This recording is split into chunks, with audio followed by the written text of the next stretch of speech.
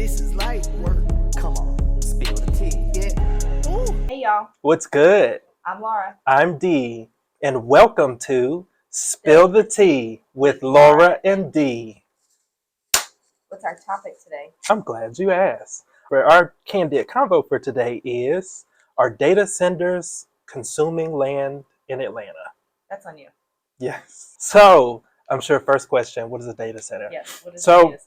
Data center is basically a building with dedicated space within that building or group of buildings that really house computer systems, associated components, telecommunications, storage systems. A lot of times it's just a big building with a bunch of servers in it, right? And so we have so many server locations around the world so that we can use things like Instagram, Facebook, Amazon, all the fun stuff on the internet. So now the concern with data centers is, one, it takes up a lot of space. Right. And then two, once you've put an industrial building on so much land, there's really not much else you can do with it. Well, and I would wonder if there's health ramifications. I wonder if, I don't know much about the data centers, definitely something I'll be looking into. I don't know how many are in Georgia or in Atlanta. 56, Got it? Okay. I think, as of right now. But my question would be, how does the data center affect the resale value of the properties around it? So is it power lines, right? Everybody thinks you're going to die and get cancer if you live around power lines. My understanding is that's not true. I'm not a doctor. I've never tested that theory. I did not go live there to see if I get cancer. But power lines are a huge, I don't want to live there because everybody is convinced that if they live there, that buzz that you hear from the power lines is like, I don't know, some kind of weird ray that's going to give you cancer and you're going to have a third. Something else that I find a lot of times, jail centers. So people don't want to live in closed capacity, which should be the theory. You ever watch Prison Break? Right. And so I wonder if the data centers will have the same kind of negative. I'm going to be doing some research on that to Right. see. That's a good point. And I wonder, so in Atlanta, I feel like one of the bigger concerns is like, because there's so much of a demand housing, because to your point, for power plants and even water plants, there's one in West Midtown. West Midtown is still blowing up.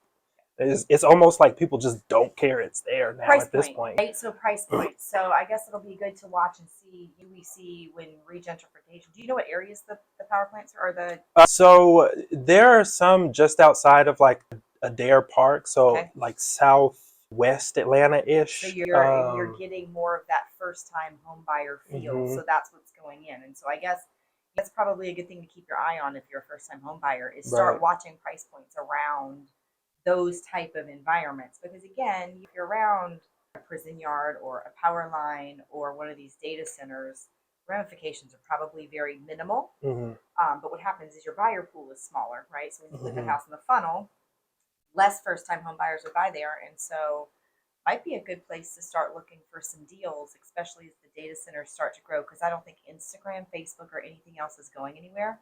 So I can only assume we're gonna need more. Right, and I feel like so apparently one of the reasons that a lot of them are kind of flocking here is because electricity is cheaper here.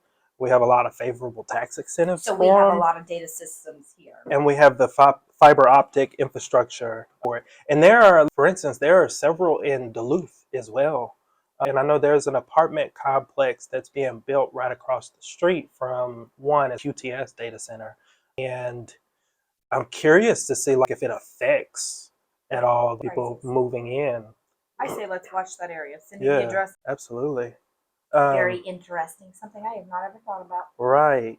So there are a couple of, so Adair Park I mentioned, they're trying to ban data centers, and I find it interesting, and it's because they think it's taking up so much of the land and that they're not really able to bring more people into the area. Because then if you think about it, Adair Park really isn't that large.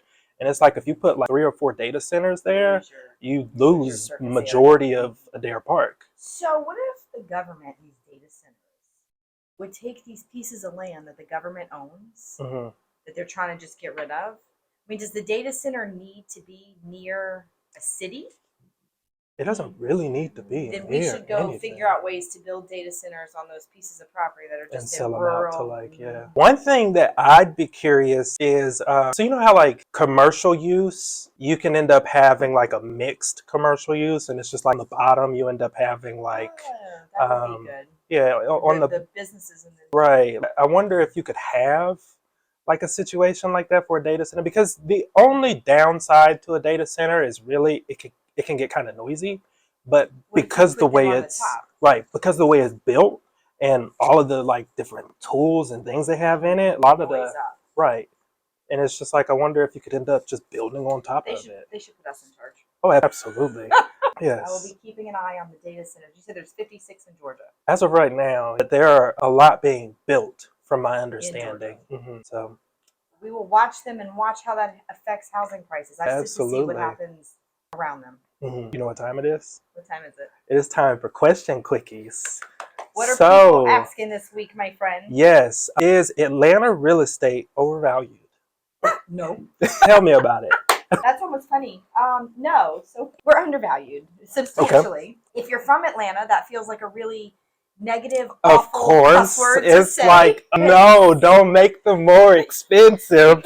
No, we are definitely undervalued. If you look at price points like New York, like California, people and residents from those states, Oregon, Michigan, a little bit cheaper. Probably not. We're seeing a lot of people move out of Michigan just because of the crime or whatever. But they come here because they can buy twice the size house for half the price they're paying. A lot of them are paying cash, and then they're using, sold their house in California. They're putting 50 to 75% of that up here to buy the house here, and then they've got the other 50 to 25% to either reinvest or buy furniture or update or whatever. And so, no, we are actually very much undervalued from a national standard. Now, if you're from Atlanta, you hate life right now because it feels like we're getting really, really expensive. And, what I continue to tell my clients is think about this house 10 years ago. How much was it? Right? It was substantially cheaper than what the price is today. Yeah. So forward look 10 years ahead.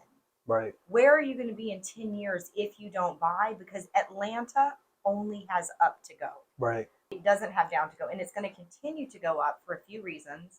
AI is going to change the movie industry. So that was one of my big drivers for years as to why our prices have been going up consistently over the last couple of years, was the movie industry is here. We're the East Coast Hollywood. Now that we don't need all the movie sets with AI, it's getting crazy, right? You're watching these shows and you can tell there's a green screen behind them.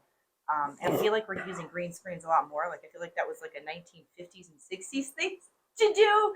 And then we made these big sets where it was all real. And now we're going back to that because it feels and looks more real again. So I'm interested to see how that affects the real estate market over the next 4 to 5 years. Right. We won't need the big movie sets. We won't need a lot less movement and a lot less land. We've got a ton of Fortune 500 companies here. Jobs are at an all-time high in Atlanta. To find a job here, maybe picky, right? I have a few people who say you would maybe argue that. There's just different things in Atlanta. The taxes are still fairly low. That feels good to consumers. And so because of all of those things, our housing prices are substantially lower than a lot of the other big cities. And Atlanta's a big city. So people are going to keep moving here and our prices are just going to keep going up. If you could buy 2 houses a year, a house a year for the next 10 years, and just figure out how to hold on to them, in 10 years, you won't be sad you made that decision. Right. Even if we see a little bit of a dip, a little bit of a correction, conflicting, in the market right now as far as the president goes and what's happening over the next couple of years. Right. But the vast majority of the market, whether they like Donald Trump or not, does feel like the market's going to continue to go up with him in office. I mean, his last presidency has shown that he does well for the country. And so I think we're going to continue to see our house prices go up. We are very much undervalued, and buy quick. Buy quick, yes. Buy quick. And call the Lerman team. Yes, call the Lerman team. We'll help you buy. We have lots of products. We have lots of strategies. But if you're thinking about buy now. Right. And I feel like that's a really good to kind of look at like the locality, like every different market. Because to your point, it's like, yeah, you might be looking at like California and New York where the prices are already high. And it's like, okay, well, is it overvalued? Well, if you look at some of the other markets, if you look at Alabama, we're very much overvalued. Well, right, but it's different from Alabama, and like you said, like Atlanta is becoming like a big city at this point, and going to end up slowly becoming like New York, and the houses, Mm-hmm. them are really going to be asking, are the houses They will be overvalued? overvalued. Right. Different conversation. Absolutely, absolutely. Next question: how to become a real estate agent in Atlanta? Take a test. Be a Is it any monkey. different than other states, or is it pretty consistent Yes. So across? it's so yes and no. So each state has its own standards. There's Mhm. no uniform national test that you can take, unfortunately. Mm. At least not one that I've ever heard of or know of. Right. Most states some form of reciprocity. So if you get What does that your, mean? they accept your license as is or very close Oh, to. got it. Okay, yeah, I Right. get that. So like with attorneys, there's actually a national license Mhm. now, but like with an attorney, if you go from California to Florida, you have to make sure that your license is in good standing in Florida based on the Florida standards. Right. Okay. So Yeah, it's similar with CPAs. Like if I was to correct. move, Correct. in some cases, I may have to do like additional requirements or something Correct. like that. But sometimes it's just, Correct. hey, Georgia, CPA, registered here, yada, yada, Correct. yada. So a lot of states do have the reciprocity, which is great. So what that says, agents is most of the time the standards are going to be fairly similar Mhm. from state line to state line. What they are looking for when you are taking your test is not can you negotiate, not can you find a good deal, not can you evaluate the market. None of the things that actually make you a realtor and make you a good realtor, but what they're looking for are do you understand the code of ethics that we have to live by, Right. right? There's certain classes that are protected, and you need to understand how they're protected, why they're important to protect them, and how to make sure everybody's the same across the board, right? And I think non-luxury, like treat your clients all the same. It doesn't really Mhm. matter. So they do look at that standard.